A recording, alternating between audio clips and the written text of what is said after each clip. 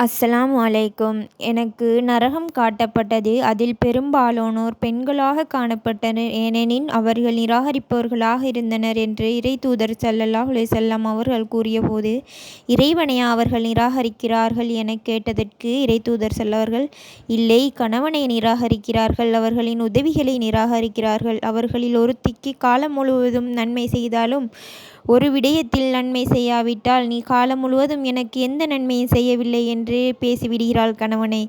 இவர்கள் நரகத்தில் இருப்பார்கள் என்று நபி ஸல்லல்லாஹு அலைஹி வஸல்லம் அவர்கள் கூறியதாக இப்னு அப்பாஸ் அவர்கள் அறிவிக்கின்றார்கள்.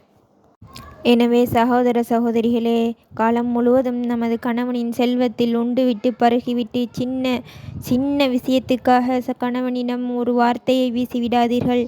நீ எனக்கு எந்த நன்மையும் செய்யவில்லை என்று ஒரு வார்த்தையின் மூலம் நரக நெருப்பை அண்டிவிடாதீர்கள். பயந்து கொள்ளுங்கள் அல்லாஹுக்கு. அல்லாஹ் மிகப் பெரியவன். மறுமைக்கான தேடலில் நீங்களும் இணைந்து கொள்ள இந்த சேனலை சப்ஸ்கிரைப் செய்து கொள்ளுங்கள்.